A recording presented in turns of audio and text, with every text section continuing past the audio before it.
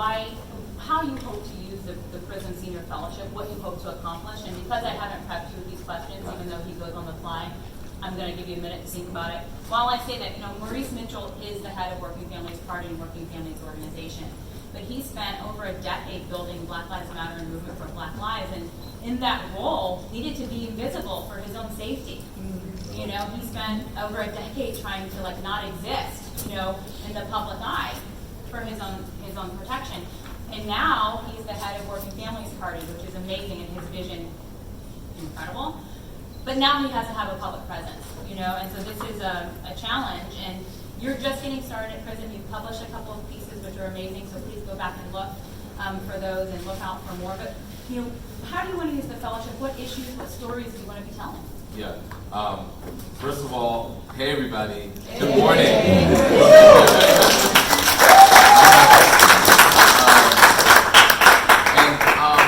So a few things, and I'll just tell a story to kind of encapsulate why this is so important.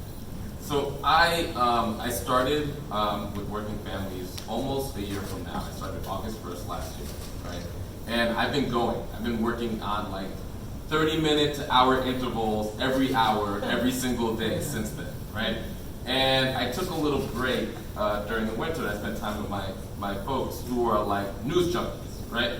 Now, my parents are both working class immigrants. They're everyday, regular people, right?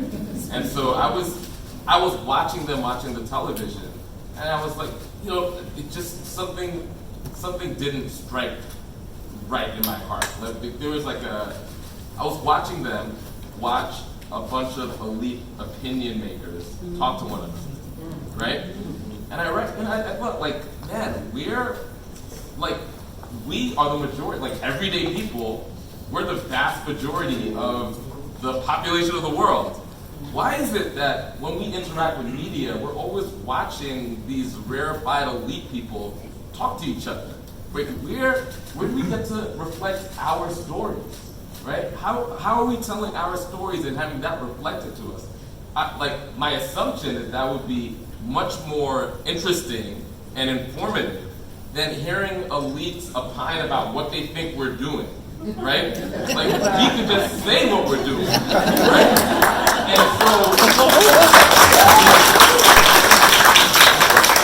so it's so common sense, it's ridiculous that Prism, it took this long for something like Prism to exist, but the idea, the radical idea that people are experts in their own experience, that's what Prism is, right? Right? It's we are experts in our own experience, right? If you want to figure out how to revitalize Black communities and make them safe, talk to Black people about it. Hello, in Black communities. Hello, right? Instead of talking to a Black community expert somewhere, right? And so, to me, that's why this project is so important. And personally, like Yada said, I came out of the margins. I've been an organizer all my life, and I've been really behind the scenes as an operationalizer, right?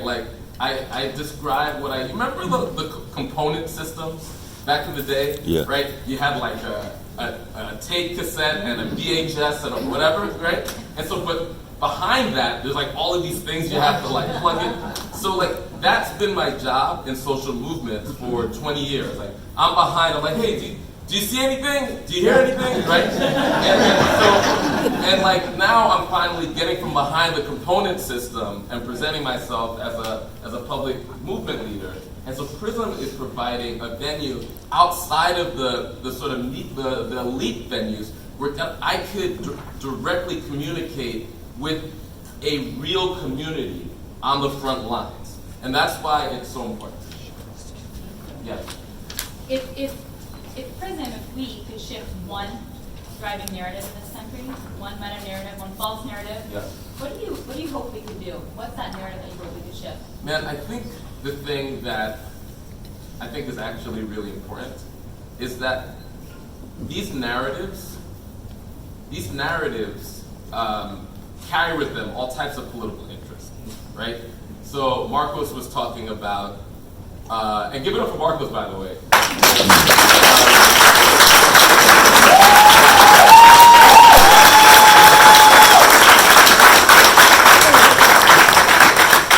We're talking about electability, right?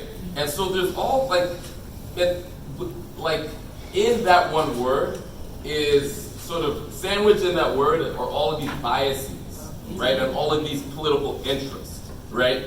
And we have one of the most crucial decisions to make, right?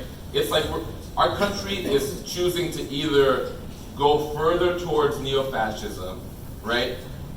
Return back to the sort of like third way triangulation of sort of the sort of corporate Democrats, or take a leap forward towards more progressive, more inclusive, more socially democratic country. Those are our three very stark decisions that we're making, right?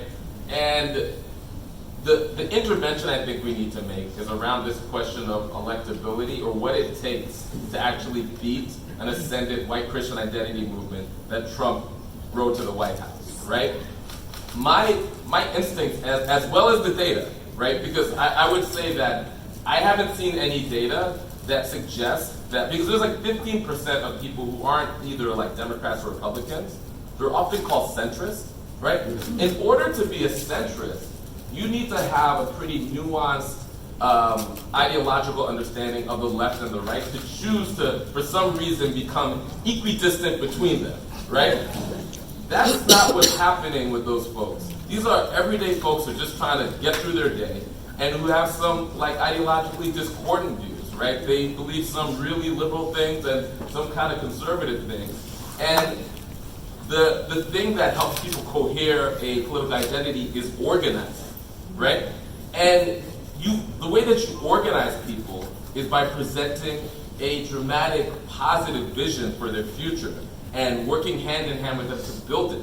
And so presenting people with small bore solutions or ferrying them to the voting booth is not going to be enough to build a movement of people. You might get them to vote maybe, but you're not going to get them to volunteer like hell, to bring other people in their communities and into the fold, and to have the necessary conversations in their churches, in Thanksgiving, in order to shift folks towards our side. The only way that could happen is by actually saying and standing on what we actually want, right? And so there's a lot of folks who are fearing us from doing that in the interest of false unity. Whenever anybody talks about unity, it's actually surrender, right? Whenever I've had a conversation about unity, right, it's actually, right? And whenever anybody talks about ideology, they're always talking about like progressives, right? For some reason, the radical centrists don't have ideology, right? It's like you're being way too ideological because we're talking about our values. They're talking about their values, right? They're talking about their corporate values. And so to me, the intervention needs to be we need to demystify some of these terms and stop pretending that these are neutral terms. These are loaded terms. These are political terms that are designed to steer us towards a particular politic, right? And we need to resist that. And if we look at the data, and if we want to win, those 15%, that's like my cousin who, works in is a manager at McDonald's and is in her late 20s and is a single mom. She's not super ideological. She needs to be organized. I post stuff on Facebook, and every 20th post, she's like, yeah, cuz, right? She's not reading the Washington Post op-ed section, right? So, like, it's our job to engage with her where she's at, and then present her, like, a positive vision of where we need to go that actually meets the scale of her problems, right? And so, I want to have that conversation.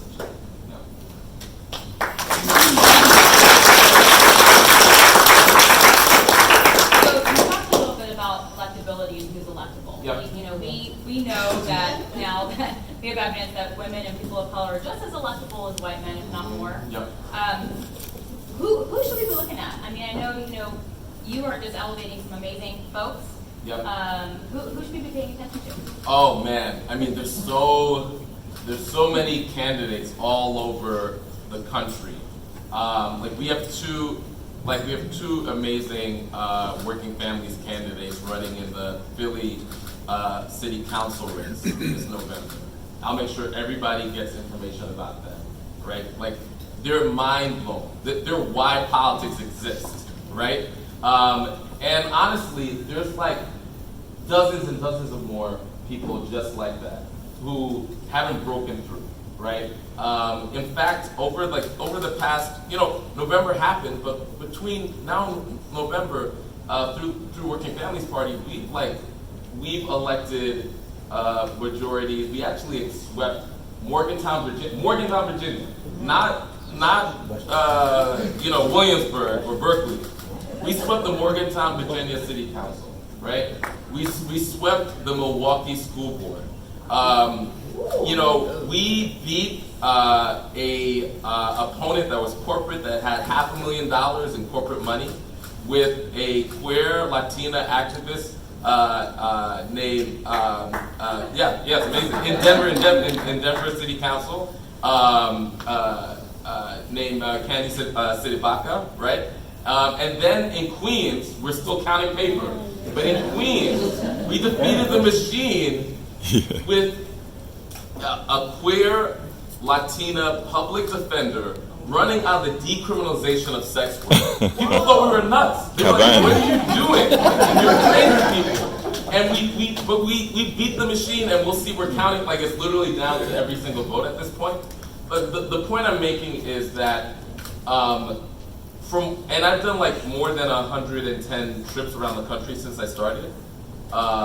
And the point I'm making is that from my vantage point, and this is why prison needs to exist. Like, if you look at you're not hearing any of that story.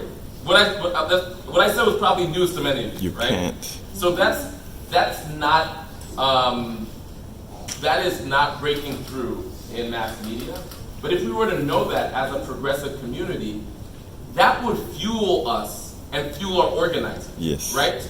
But the cynicism and doubt, right, that is being seeded is essential for us to unilaterally disarm. Yes. Right? Yes. So, which is why I believe in electoral politics, because you're able to tell the story about the politically possible through these transformative people who are just like you and me. Like AOC, who's like a rock star, right?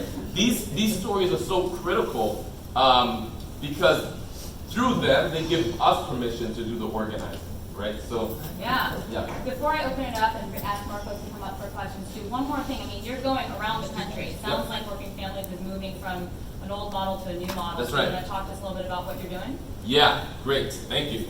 Very prompt. So the Working Families Party has been in existence for 21 years, right? And I am and the founding director was the sole director until I took over, right? And so I'm inheriting an organization that has 21 years of history, 21 years of successes, but also I'm inheriting the party at a political moment that is very different than 21 years ago, right? And so it's requiring us as an institution to totally transform from the ground up how we think about our politics. And so the thing that we're doing at Working Families is that we started off as a coalition of grassroots organizations and labor locals fighting the good fight on progressive issues for working people. And we've done great work, we've built a foundation, and we need to evolve. How we plan on evolving is by expanding the proposition of the party to individuals and social movements. So we have a coming together of social movements, and social movements from Occupy to the Movement for Black Lives to the Dreamers and the Immigrant Rights Movement to the Women's March to the young people with the Never Again movement fighting against gun violence. Social movements have unlocked all this potential and politicized millions of people, but they haven't necessarily electoralized millions of people, right? Like many of the people that I worked with in the Movement for Black Lives, for a lot of reasons, the Democratic Party in its current condition is a bridge too far, right? However, many of those folks have recognized, particularly because of the election of Donald Trump, elections have consequences, and absenteeism is a political decision, right? When you're making a choice by stepping out of the frame, and nature doesn't like vacuums. That vacuum will be filled, and it probably will be filled by the most organized forces, which tends to be organized capital, right? The establishment, not our people, right? And so, so what we're doing is we're trying to create a platform where individuals, social movements, organizations, grassroots organizations, and our friends in labor could join a electoral united front and do politics together. Which means, for the first 21 years, we made the proposition to a small but very important sort of crew of insiders on the left. For the next 20 years, we're opening that proposition to the general public so that we could build county by county, block by block, the type of organization that the Democratic Party should have been invested in for decades, right? But was more invested in an alliance with Wall Street, right? We need to build that. We can't depend on them. We actually need to build the infrastructure, and we need to pull our party in the direction that we need to go. We can't count on the controlling interest in the major parties to do that, right? Like the definition of insanity is doing the same thing and expecting a different outcome, right? We have enough data points. We've done a lot of things. It led to Donald Trump. Let's do different things.